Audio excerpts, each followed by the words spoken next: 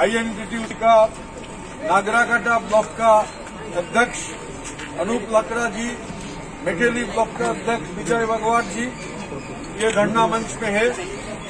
इसके सिवाय गणेश एक्का जी, विक्रम रुंडा जी, राधिका ओराव जी, अस्मिता लकड़ा मुंडा जी, शरद चिकबराइक जी और हमारे हर यूनिट का लीडर लोग यहाँ पर मौजूद है। जोसेफ मुंडा बोलने के समय बोले हैं, संजय कुदूर भी बोले हैं कि किस लिए ये धरना प्रदर्शन फिर हम लोग कर रहे हैं। आप लोगों को मालूम है कि माल बाजार में सितंबर महीने का 10 तारीख तृणमूल चाय बागान श्रमिक यूनियन का पहला केंद्रीय कमेटी का सम्मेलन हम लोग किए थे। पूरी चाय क्षेत्र से जो डेलीगेट लोग उस 10 तारीख को सितंबर महीने का ये चाय बागान का जो सम्मेलन हुआ उसमें शामिल हुए और दिन भर जो चर्चा हुई, चर्चा से जो निष्कर्ष सामने आया कि कौन सा अहम मुद्दा है जिस मुद्दा लेकर हम लोगों को चाय बागान के अंदर जो लोग काम करते हैं उन लोगों को लामबंद करना पड़ेगा।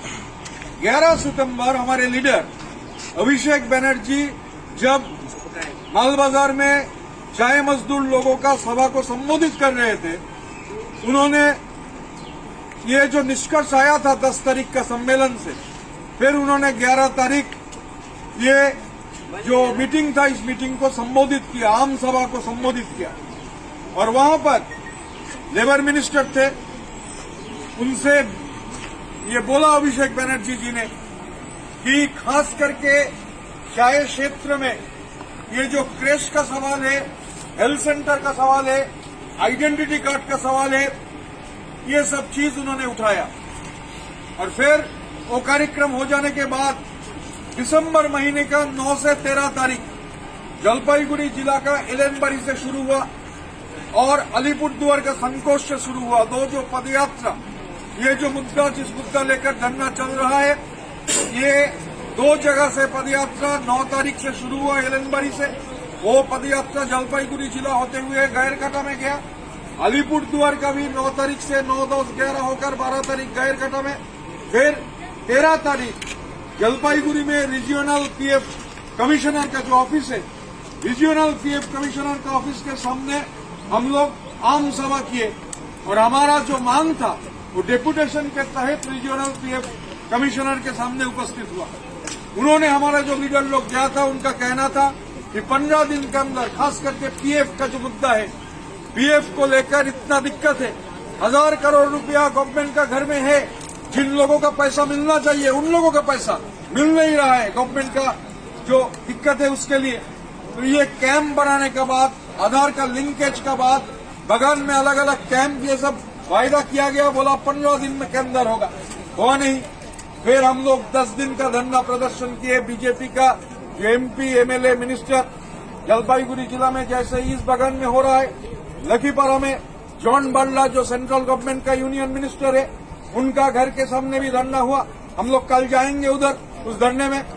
तो ये हर जगह में, अलग अलग जगह में 10 दिन हम लोग किए थे। और जब धरना चल रही थी, जो बात जोसेफ जी और संजय जी ने बताया कि उसी समय सेंट्रल गवर्नमेंट का बजट आया। बजट में देखा गया, पूरी बजट, मैं उस दिन इधर ही था, लखीपारा में था, उसके नेक्स्ट दिन पूरी बजट के अंदर चाय बागान का कोई उल्लेख ही नहीं है। तो हम लोग भूल नहीं गए हैं कि 2016 में मादारीहाट का जो आदिवासी सरना मैदान है, उस मैदान में प्रधानमंत्री जी आए थे और उन्होंने ये वायदा किया था कि डंकन का जो 700 बागान है वो बागान सेंट्रल गवर्नमेंट अधिग्रहण कर लेगा। मैं तब पार्लियामेंट का मेंबर हुआ करता था, तो देखा हम लोग कि पार्लियामेंट के अंदर भी गेजेट नोटिफिकेशन हो गया कि 700 चाय बागान सेंट्रल गवर्नमेंट ले लेगा। हकीकत में क्या हुआ, एक तो बागान भी लिया नहीं और वो अनाउंसमेंट के बाद ऐसा एक माहौल पैदा हुआ और जो बागान चल रहा था वो भी बंद हो गया।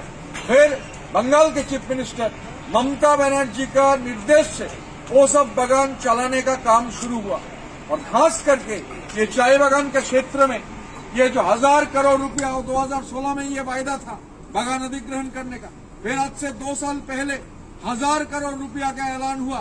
बजट के समय बोला गया कि चाय क्षेत्र के लिए 1000 करोड़ रुपया दिया जाएगा। 2 साल हो गया, एक पैसा आया नहीं है और कोई जिक्र भी नहीं है कि 1000 करोड़ रुपया कहाँ गया, कौन सा बगान में गया, कौन सा जगह में ये पैसा अलॉट हुआ। और फिर 2 साल बाद, हिसाब तो नहीं है, 2 साल बाद देख रहे हैं पूरी बजट के अंदर चाय बागान का उल्लेख ही नहीं है। ये जो बात हमारे लीडर लोग बोल रहे थे, खास करके चाय बोर्ड, टी बोर्ड जो स्टाइपेंड देता था, स्टाइपेंड 4 साल से बंद हो गया।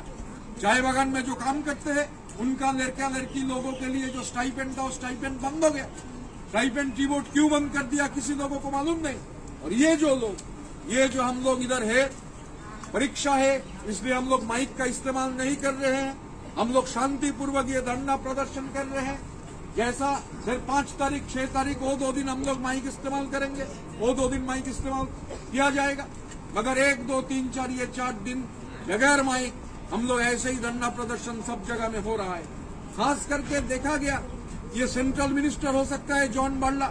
मेरा तो एक ऐसा हुआ था, मैं उस दिन ही पहले उस बगान में जा रहा था, तो बगान में जब घुस रहा था तो लोगों को पूछा किस तरफ जॉन बार्ला का घर है।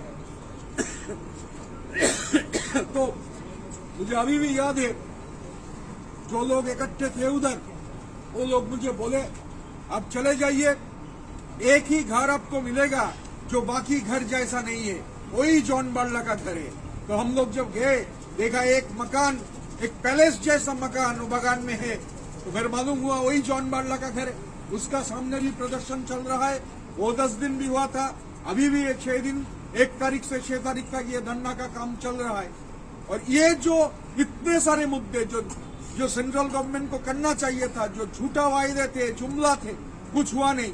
और दूसरी ओर अब देखिए पैसा नहीं आ रहा है, 100 दिन का पैसा पूरी देश के अंदर 10,000 करोड़ रुपया हर स्टेट को, जितना भी स्टेट है 100 दिन का पैसा मिलना है।